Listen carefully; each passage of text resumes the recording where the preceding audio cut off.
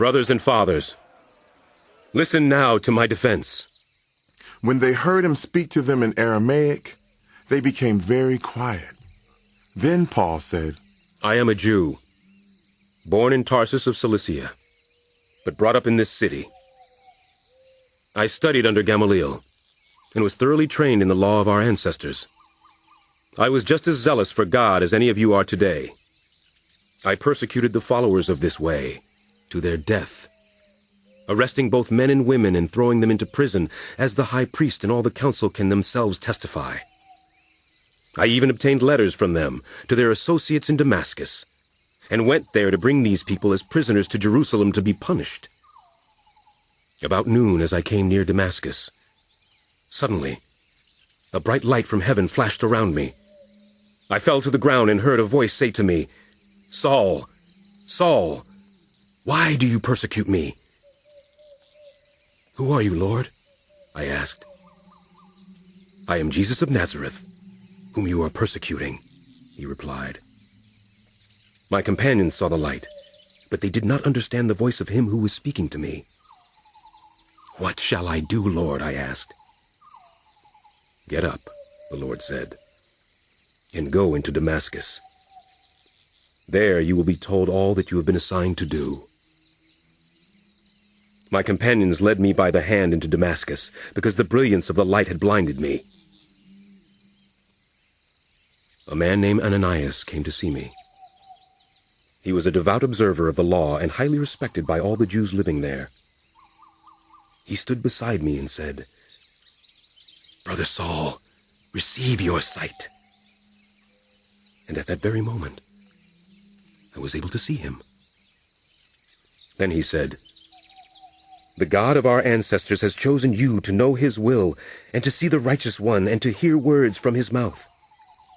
You will be his witness to all people of what you have seen and heard. And now what are you waiting for?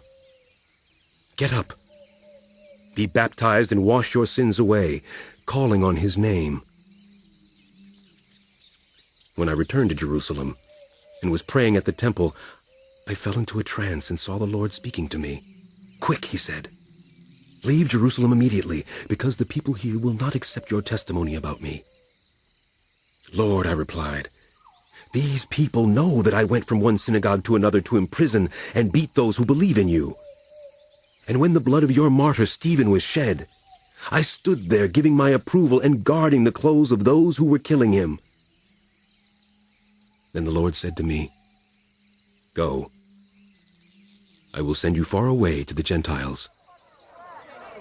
The crowd listened to Paul until he said this.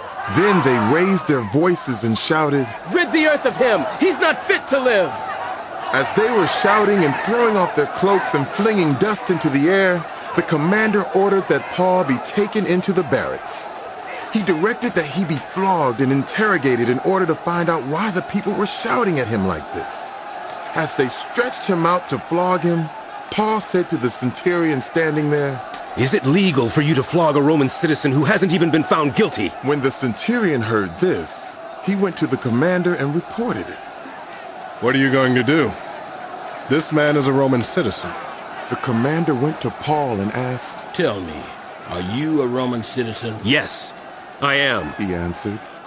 Then the commander said, I had to pay a lot of money for my citizenship. But I was born a citizen, Paul replied. Those who were about to interrogate him withdrew immediately. The commander himself was alarmed when he realized that he had put Paul, a Roman citizen, in chains. The commander wanted to find out exactly why Paul was being accused by the Jews. So the next day he released him and ordered the chief priests and all the members of the Sanhedrin to assemble. Then he brought Paul and had him stand before them.